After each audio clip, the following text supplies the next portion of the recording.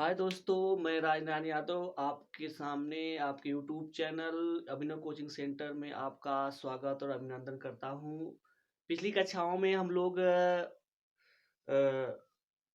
खंड काव्य महाकाव्य पढ़ चुके थे। आज हम लोग पढ़ेंगे खंड काव्य। खंड काव्य के रचनाएं, महत्वपूर्ण रचनाएं जो आपके कंपटीशन एग्जाम में पूछे जाती हैं। और ये सब संस्कृत के जितने भी एग्जाम हैं जिसमें रचनाएं से संबंधित क्वेश्चन आता है तो यहाँ से आपको देखने को जरूर मिलेगा।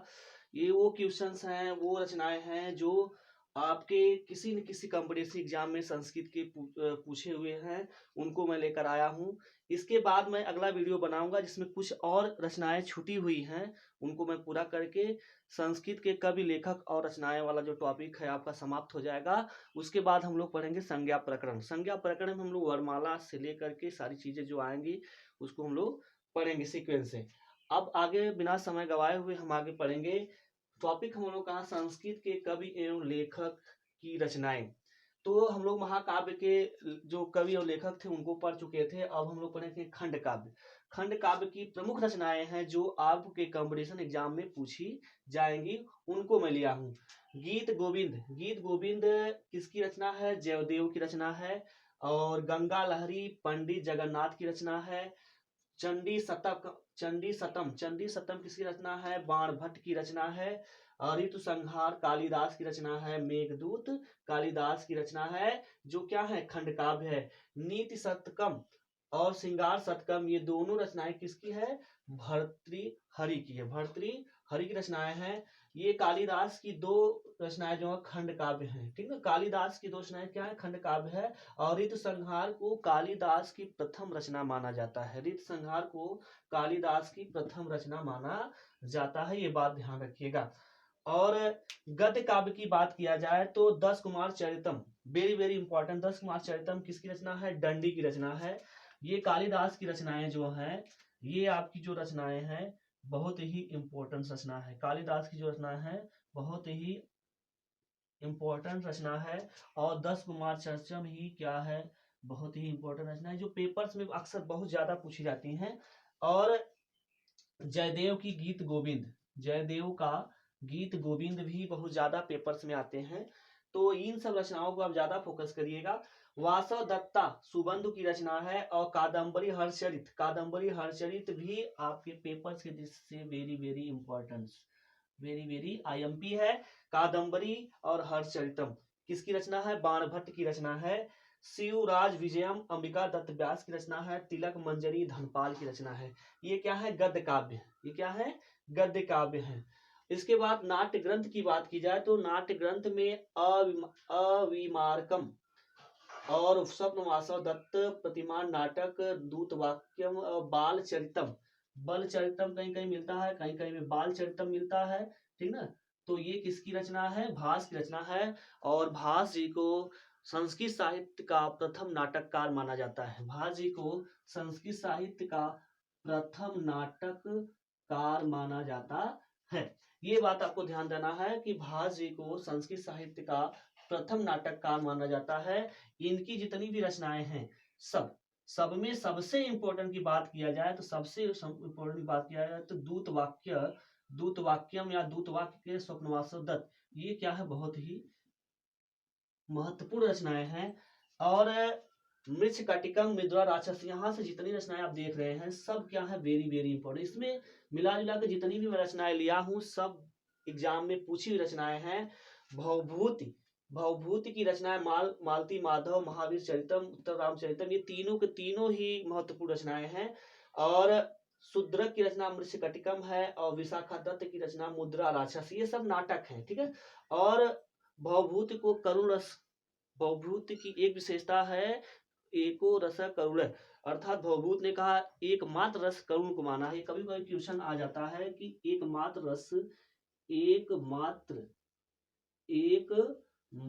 रस मानने वाले व्यक्ति करुण को कौन है? भवभूति। भवभूति ने करुण को एकमात्र रस माना है। एको रस करुण है। वो जो उत्तर रामचरितम, महावीर चरितम, मालती माधव, इनकी रचनाएं हैं बहुत ही परीक्षा के दृष्टि से बहुत ही इंपॉर्टेंस है। और इसके बाद बात किया जाए बाल विकाग्निमित्रम, विक्रमोर्वशीयम, अभिज्ञान शाकुंतलम। कालिदास के 3 नाटक हैं। कालिदास के 3 नाटक हैं माल्य विकाग्निमित्रम, विक्रमोर्वशीयम और अभिज्ञान शाकुंतलम। और नाटक के क्षेत्र में अगर नाट्य शैली की बात की जाए तो कालिदास को नाटक के क्षेत्र में अभिज्ञान शाकुंतलम से सबसे ज्यादा ख्याति प्राप्त हुई। यह 7 अंकों में लिखा गया नाटक है। इसमें दुष्यंत और शकुंतला के गंधर्व विवाह का वर्णन है। और मालविकाग्निमित्रम की बात की जाए तो मालविकाग्निमित्रम की बात की जाए, मालविका अग्निमित्र और मालविका नाम की अग्निमित्र और मालविका के प्रणय के वर्णन है इसमें। और इसमें विक्रम और विक्रमादित्य बात की जाए तो विक्रमा का नाम होता है पुरुरवा। पुरुरवा और उर्वशी के प्रेम विवाह का वर्णन विक्रमोर्वशीयम में किया गया है। उसके बाद कर्पूर मंजरी की बात की जाए, राजशेखर की रचना है कर्पूर मंजरी। ये तीनों कालिदास की रचनाएं जो पेपर्स में पूछी जाती है बहुत ज्यादा, ठीक है। इसमें मिला जुला की जितनी रचनाएं मैं लिया हूँ सब कंपटीशन के दृष्टि से बहुत ही इंपॉर्टेंट है, जितना कह लो कम है, ठीक है। और उसके बाद स्रोत काव्य होता है, ये आपके सिलेबस में है। स्रोत काव्य होता है सौंदर्य लहरी और आनंद लहरी, 2 रचनाएं वहां पर मिलती है। शंकराचार्य द्वारा लिखा गया है स्रोत काव्य, सौंदर्य लहरी और आनंद लहरी। इस प्रकार से जितनी भी रचनाएं मैं यहाँ पे लिया हूँ, ये सारे रचनाएं जो है आपके कंपटीशन के दृष्टि से बहुत ही इंपॉर्टेंस है। आपको सीक्वेंस से सारी चीजों को याद कर लेना है। महाकाव्य का अगला टॉपिक मैं दे चुका हूं आपको। इसके बाद खंड काव्य की रचनाएं पढ़ लिए, गद्य काव्य की रचनाएं पढ़ लिए, नाट्य ग्रंथ जो इंपॉर्टेंस उसको पढ़ लिए संस्कृत में। और स्रोत काव्य 2 है। ये बहुत कम ही रेयर केस में कभी आएगा, भी नहीं भी आ सकता है, रेयर केस में पढ़ा आता है, आ सकता है, लेकिन आने के चांसेस बहुत कम होते हैं। लेकिन आपको ये चीजें जो लिखवाई गई हैं ऊपर, ये सारी चीजें यहाँ से क्वेश्चन ज्यादा पुटअप करते हैं, तो आपको इसको अच्छे सीक्वेंस से पढ़ना है। अगर ये सारी चीजें आपको पसंद आए तो आप लाइक सब्सक्राइब और शेयर करना ना भूलें, क्योंकि आप ज्यादा से ज्यादा अगर शेयर करेंगे, सब्सक्राइब करेंगे और लाइक करेंगे, ताकि मेरा भी आत्मविश्वास बढ़ेगा, मैं इससे भी अच्छे सीक्वेंस देने का प्रयास करूंगा। मैं आपसे ये वादा करता हूँ, सारी चीजें संस्कृत की जितनी भी सारी चीजें मैं सीक्वेंस से back to back part wise मैं पढ़ा दूंगा इस यूट्यूब चैनल पर। आप चाहे तो यहाँ से नोट्स बना सकते हैं और किसी भी परीक्षा में बैठेंगे संस्कृत के सारे क्वेश्चन यहीं से आपको मिलेंगे। हो सकता है ना 100% गारंटी कोई नहीं ले सकता, जिसमें से आपको जान लीजिए 80 से 90% क्वेश्चन वनडे एग्जाम में आपको मिलने वाले हैं। अब यहाँ से नोट्स भी बना सकते हैं, रट लीजिए, जैसे भी करिए, इसको तैयार कर लीजिए। बहकाने वाला काम नहीं है, सारी चीजें आपको सीक्वेंस से अच्छे से मिलेंगी, टॉपिक वाइज मिलेंगी। ये नहीं कि मैंने आज महाकाव्य पढ़ाया तो छोड़ करके दूसरा टॉपिक पढ़ाऊं। जब तक ये टॉपिक कंप्लीट नहीं होता तब तक मैं इसको पढ़ाऊंगा। आप नोट्स भी बना सकते हैं यहाँ से। बहकाने वाला मेरे पास सिस्टम भले से नहीं है, और हो सकता है लिखने में वर्डों में कोई त्रुटि हो जाए, तो उसके लिए क्षमा प्रार्थी हूँ। लेकिन जो चीज मैंने शुरू किया है उसको मैं अंत तक ले जाऊंगा, भले से कुछ भी हो। पढ़ने के लिए संघर्ष करना पड़ता है, बिना संघर्षों का कोई आगे नहीं बढ़ता है। तो उसके लिए मुझे कुछ भी करना हो, मैं आपको पढ़ाऊंगा इस चैनल पे।